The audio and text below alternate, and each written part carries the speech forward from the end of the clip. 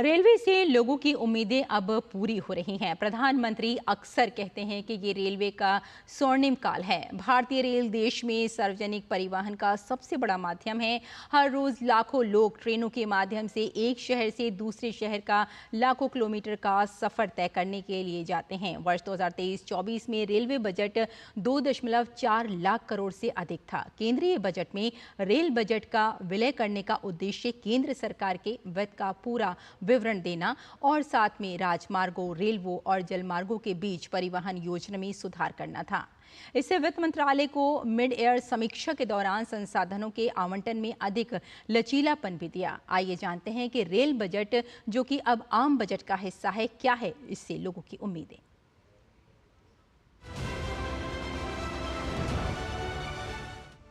भारतीय रेलवे देश की अर्थव्यवस्था की महत्वपूर्ण नींव है।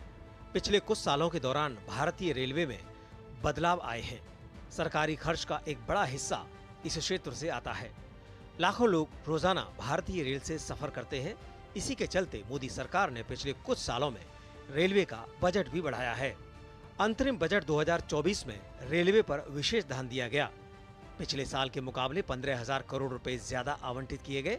इस रकम से रेलवे के 3 नए कॉरिडोर और 40,000 पुराने डिब्बों को वंदे भारत ट्रेन के सुविधाजनक कोच में बदलने का प्रावधान किया गया। 3 मेजर इकोनॉमिक रेलवे कॉरिडोर को पीएम गतिशक्ति योजना में मल्टी मॉडल कनेक्टिविटी प्रोजेक्ट के तहत आगे बढ़ाया जाएगा। इससे न केवल लॉजिस्टिक क्षमता बढ़ेगी बल्कि लागत में भी कमी आएगी। वहीं दूसरी तरफ ट्रैफिक लोड कम होगा, जिससे यात्री ट्रेनों की संख्या और स्पीड बढ़ने में भी मदद मिलेगी। भारतीय रेलवे आत्मनिर्भर भारत के उद्देश्यों को प्राप्त करने के लिए प्रतिबद्ध है। इसी लक्ष्य को ध्यान में रखते हुए राष्ट्रीय रेल योजना 2030 तैयार की गई है। यह एक बड़ी योजना है जिसका उद्देश्य मांग से पहले बुनियादी ढांचा क्षमता का निर्माण करना है और माल ढुलाई में रेलवे की मॉडल हिस्सेदारी को 45% तक बढ़ाना है। भारत में रेल मंत्रालय ने अमृत भारत नामक एक नई योजना शुरू की है, जो पूरे देश में भारतीय रेलवे स्टेशनों के आधुनिकीकरण में मदद करेगी। इसे 1000 से अधिक रेलवे स्टेशनों के बुनियादी ढांचे के विकास के दीर्घकालिक दृष्टिकोण के साथ तैयार किया गया है।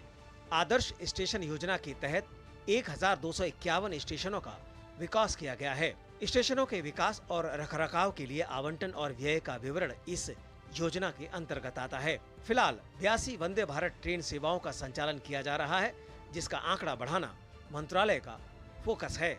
साल 2021 से रेलवे के बजट आवंटन में लगातार बढ़ोतरी हो रही है। रेलवे ट्रेन की सामान्य बोगियों को वंदे भारत में कन्वर्ट करने को लेकर सरकार पिछले कुछ समय से काफी जोर दे रही है। एक्सपर्ट का कहना है कि आने वाले समय में ट्रेनों से सफर करने वाले यात्रियों और माल ढुलाई के लिए रेलवे ट्रेनों की संख्या बढ़ाने और हाई स्पीड ट्रैक बिछाने के साथ ही यात्रियों को और अधिक सुविधाएं मिलेंगी। साल 2024-25 के बजट में भी सरकार का झुकाव इस ओर देखने को मिल सकता है।